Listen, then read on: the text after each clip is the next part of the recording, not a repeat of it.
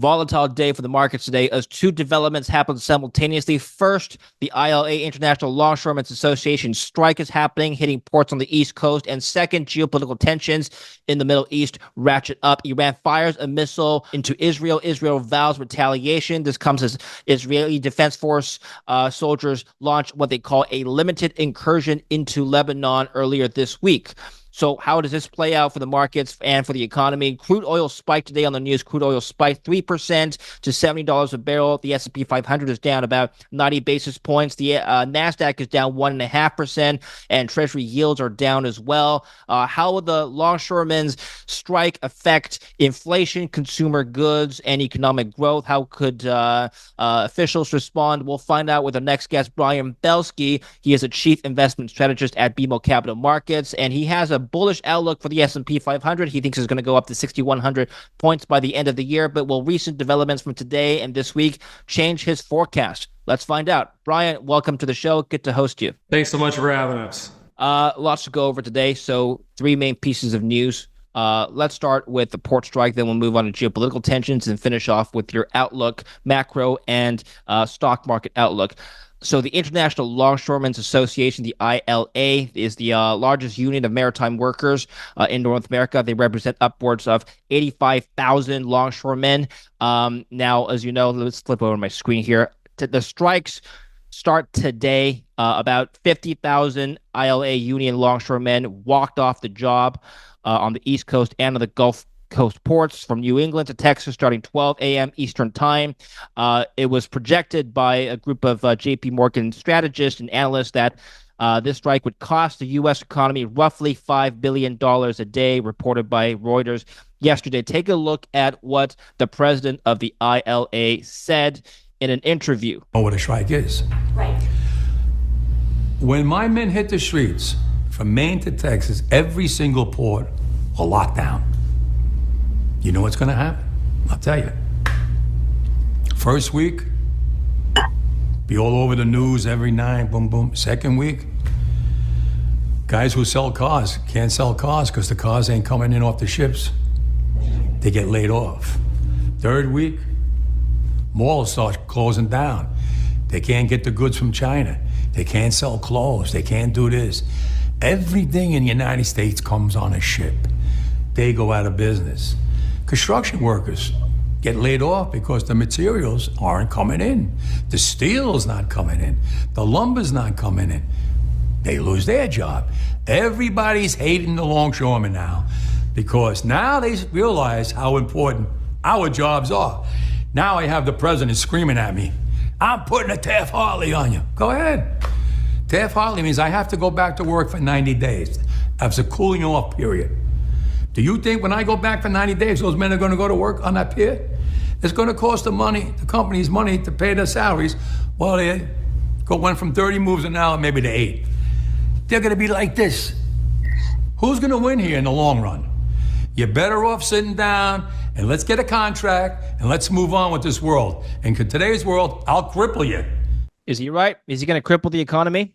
It's pretty sensationalistic there, but the longer this goes, obviously, the worse. It doesn't surprise me that a firm like JP Morgan's being negative. They've been negative for the majority of the last 12 months or 18 months with respect to their stock market progressions. Number one, their CEO has become a little bit more negative in the press as well. So again, that's the mantra over there, and that's okay. Everyone needs to have their opinion. I would still think, though, from a pure supply versus demand type of situation, that this strike has a lot more, let's say, oomph or ability to have a negative consequence to the economy and or stock market than, let's say, geopolitical events, which come and go. And we've been kind of bracing ourselves for that, quite frankly. Billions of trade, or billions in trade, come through the ports on the East Coast. What is the immediate effect that we're going to see or feel in terms of trade and consumer goods if this drags on, Brian? This is the first day of the strike. We don't have new developments beyond what we know from day one. But if this drags out days, weeks, what's happened next? Well, I think it's too early to say. I mean, the U.S. consumer has done a pretty good job with respect to how they buy things. So with so many people buying in volume these days, David, quite frankly, especially in the United States at Costco and Walmart, I know a lot of people have been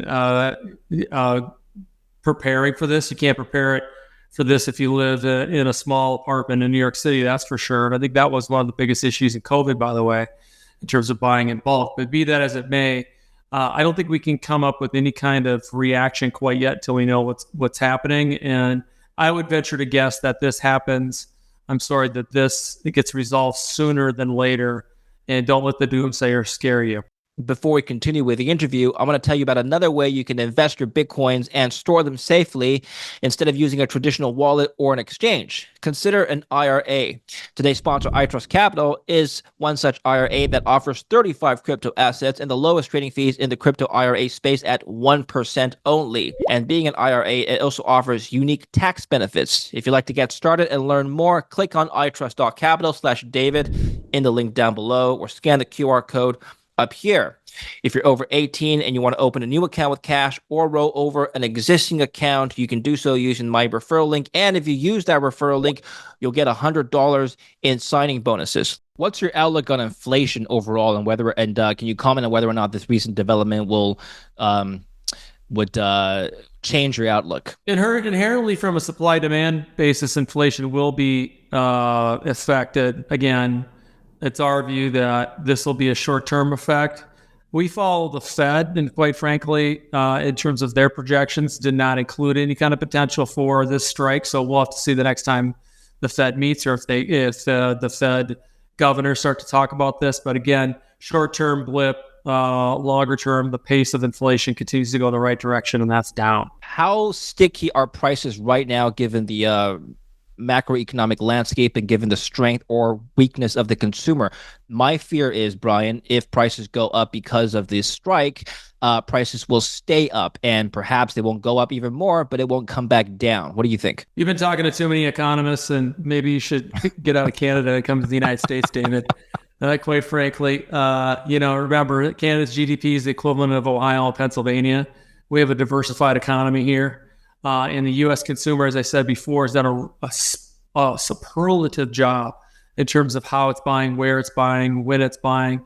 And so never, ever, ever, ever, ever, if you remember one thing, never bet against the U.S. consumer. So, yeah, I mean, this is scary, but this too shall pass. And we do think that in an election year, regardless of who you're looking for, either side's not going to let this thing go on very long. Fine. So bottom line, any adverse risk to the equities markets while this is happening? I don't think so. We are in a very reactionary environment, fire aim ready, I like to call it. And we have to instead kind of be quick to listen and slow to speak and slow to anger. And right now, today, the market was not that way. I think, again, the market probably reacted equally to what happened with the strike. Yeah, and in terms of the uprising in the Middle East, the increased tensions in the Middle East. So not a good day, but actually considering what the headlines were, the headlines actually wanted to take the market down further, and it actually did achieve that. Okay, so let's turn over to the Middle East now. Like I mentioned at the beginning, crude oil spiked 3% on escalating tensions. What is that going to do for economy and for the stock markets if we have crude oil rise back towards $100? Suppose it does. I'm not saying it will, but suppose it does. Would that change your outlook? No, because the U.S. actually, in terms of its production, and not so much in terms of pumping oil, but it's releasing the Strategic Petroleum Reserve, which Mr. Biden did that, is producing more oil and natural gas than it ever has. That's kind of number one. Number two, we've had several bull markets with $100 oil before. And number three, I don't think we're going to go to $100. We may see some sort of a spike and then a relaxation. But two, I think, again, man, it's an election year. You think either side's going to let this go, especially the incumbents? I think the incumbents are going to try to get a little bit more aggressive in terms of trying to get an ease on this, especially considering that the incumbents have seen this happen during their watch, and oil and the production of oil is such a, let's say, touchy subject with respect to the Democrats versus the Republicans. Remember when the air traffic controllers walked off on the job during the Reagan days and Reagan fired them all and brought in the military? You weren't alive. I wasn't alive. I was alive and actually do remember that. And, that was a really, really big deal. But also to remember that the early 80s, we were coming out of a double-dip recession. We were still paying off all of this money from the Vietnam War. I had very high oil prices due to the embargo, very different than what's going on now. But I understand where you're going. Middle East tensions, escalating geopolitical tensions. By the way, the U.S. is sending a few thousand troops over to the Middle East to stabilize the situation, perhaps stave off further escalations from Iran. Well, Iran just sent a missile today, so that doesn't seem to be working so far. How does this dynamic play out in your calculations and whether or not it will affect your outlook for the equity markets? Doesn't affect my outlook. Again, these are usually very short term, and any kind of weakness is usually met with, if you go back in history, even more upside. So we more than take care of the losses, especially in a case like this. Now, again, it's not on U.S. soil. It's not in the West. So when we've had that, obviously 9/11 and some other things, we've had a bigger impact with respect to actual impact on the U.S. Again, this has been going on now for a year. Unfortunately, the atrocities that began a year ago. So the U.S. has been kind of bracing for this, if you listen to the rhetoric. And the stock market, for all intents and purposes, has been poo-pooing it until today. But obviously, given the fact that energy popped like it is, remember, David, energy in the United States has been massively underperforming this year, is 3% of the entire United States stock market.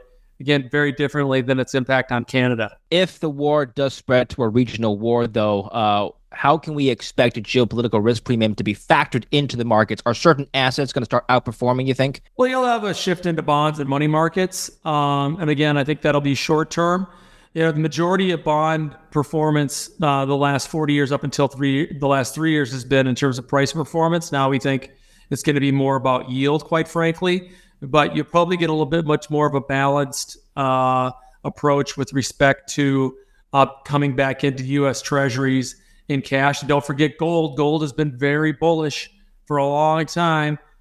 Working for a Canadian bank, we obviously have to be watching gold, quite frankly. We've been bullish on gold for the last 2 years, especially really since 2022 when Bitcoin was rolling over. We really got bigger into gold in terms of our positions. And gold obviously is going to have a premium, and usually does during these types of volatile geopolitical events. Well, you and your firm have been bullish on the stock markets, the U.S. stock markets, all throughout the year. So congratulations on making the correct call there. You've recently updated your outlook, and you're upping your S&P 500 target from 5,600 to 6,100 points, which is roughly a 7 to 8% increase from today's levels. Well, I guess 7% if you discount the 1% drop. But anyway, it's not too far from here. What's the timeline on this call? Well, we think we have a very good chance for the market to hit that by year end.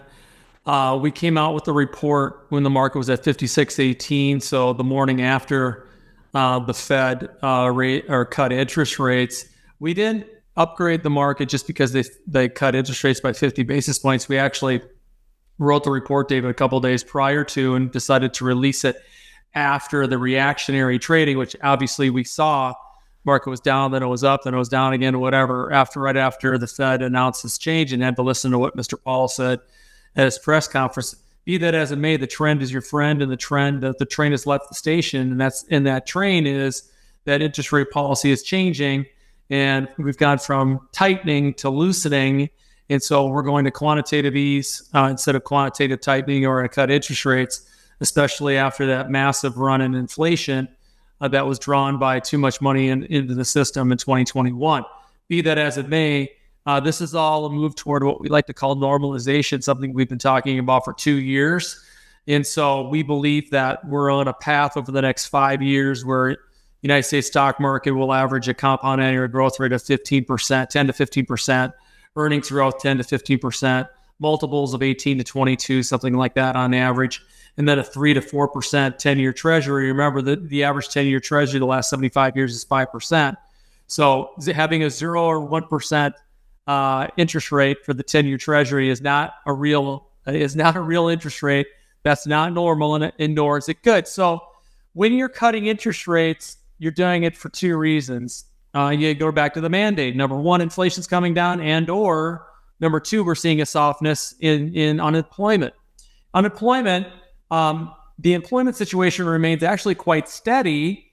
We've seen some claims numbers increase, and the unemployment rate's ticked up a little bit relative to where it has been 5-6 months ago. However, let's just keep the math simple.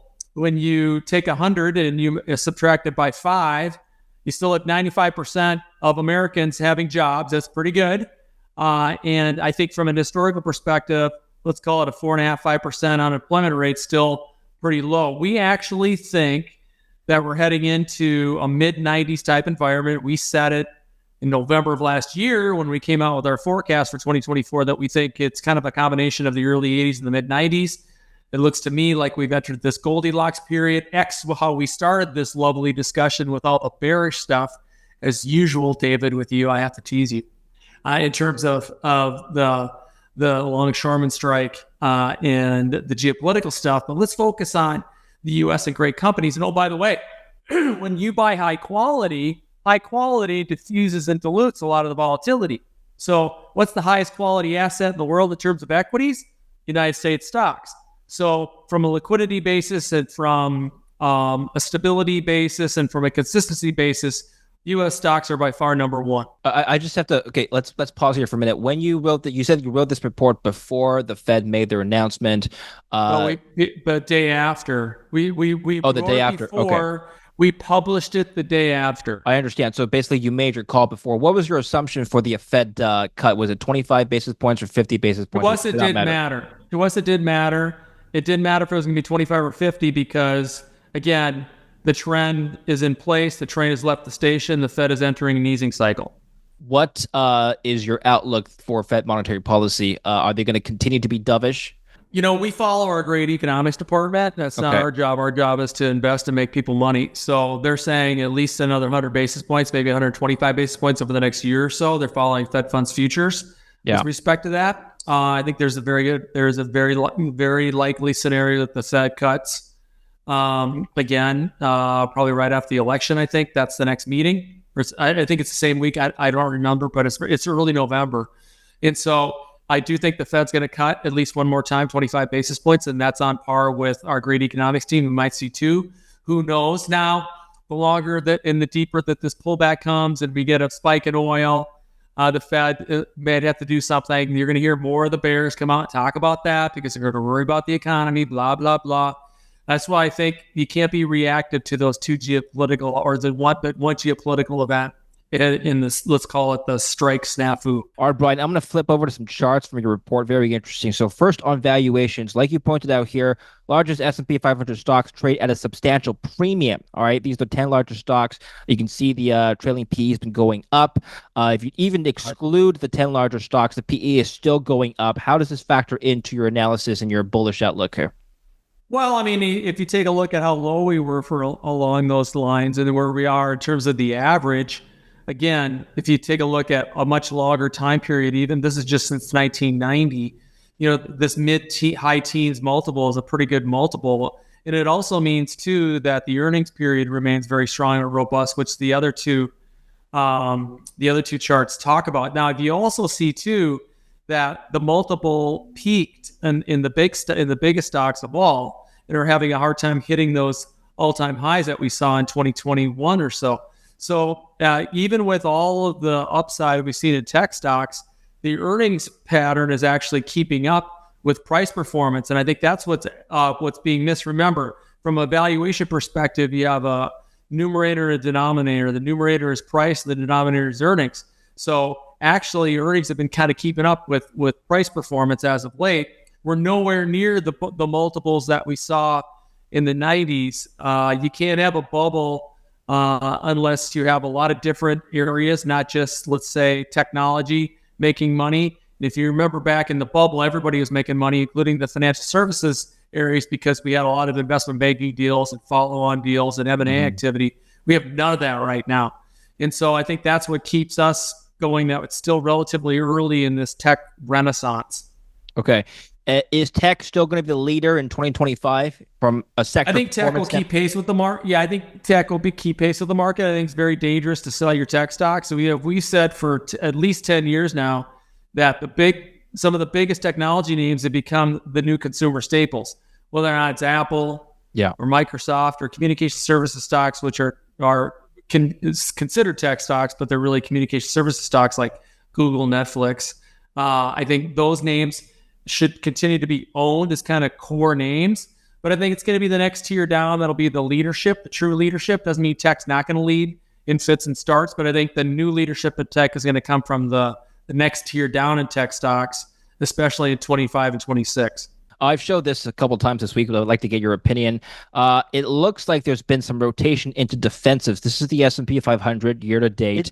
I'm just going to show the last 3 months. In the last 3 months, if you overlay this with, let's start with the consumer staples ETF. I'll just pick KXI as an example, and I'm going to show this in the same scale, up 8%. SPY is up 4%. Same thing if you take a look at the XLU utilities sector ETF. It's up 20% in the last 3 months, greatly outperforming. That was not the case if you just take a look at it from a longer term perspective, 5 years, for example. Why the rotation into defensives now? Well, I think number one, people were getting worried in August, September that stocks were getting expensive. Number two, be very careful on the consumer staples side, my friend, because you know what the two biggest stocks in consumer staples are? Walmart and Costco. Yeah. Okay. And consumer staples are not the consumer staples that I grew up with. They're their names. I mean, the consumer staples back then were Coca-Cola and Philip Morris and Gillette, Procter & Gamble, General Mills, Kellogg. I don't know the last time I had a bowl of Kellogg cereal, but I sure as know that I know some people that are going to Costco. So that's the new consumer staples. And oh, by the way, that sector is very expensive. So be careful on that. On utilities are, this is a play for yield. That's why dividend growth strategies that have a higher yield component to it have done so well. There also is a bit of an AI play in utilities that a lot of the faster money have been chasing some utility names that are part of the power grid in terms of AI. Also, I think there's several utility names that actually look quite interesting to us with respect to growing their dividends and consistent yields over time. But the utility sector in the S&P 500 continues to have diminishing cash flow and debt to equity at or near all-time highs. Very difficult to continue to facilitate the dividend, quite frankly. And now the other thing, too, is to think about utilities are 3% of the market.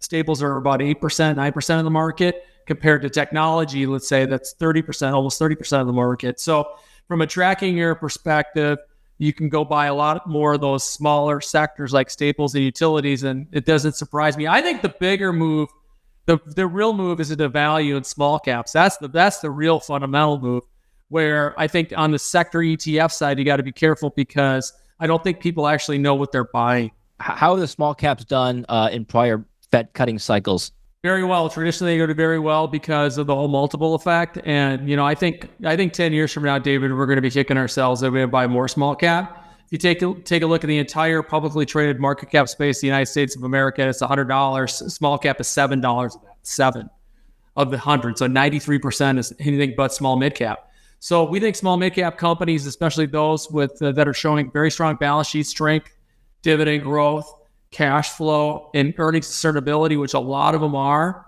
These companies look fantastic. And we've been bullish small cap in print, by the way. A lot of people have been talking about it, but we've been talking about it in print in a published research report since last November that we like this space. We were early, but we think that's going to be a great place the next 10 years. We have only a few minutes left. Final question. Canadian TSX, are you expecting that to outperform or underperform the S&P 500 next year? Next year, I can't tell you that because we haven't published our forecast. Okay. But what about just this year, end of year? I think there's a very good chance that the TSX continues to hit new highs. I think will race on par with the U.S. Canadian investors have been too bearish, quite frankly. The Bank of Canada has been pretty aggressive in terms of what they're doing with monetary policy. And just look at all you want to do is look at two stocks in Canada and see what the true path of Canada is. One is a little stock called Aritzia. The other stock's called Dollarama. How have they done? Traditionally, consumer discretionary stocks in North American markets and Western society markets, U.S. and Canada, do very, very well when GDP estimates start going down because people are worried, but it's a contrarian bet. Consumer discretionary almost always outperforms.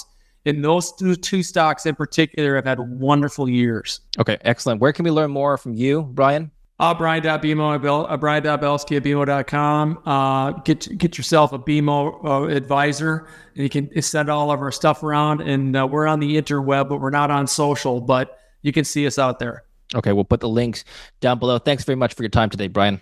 Thank you so much. It's good to see you, and thank you for watching. Don't forget to like and subscribe.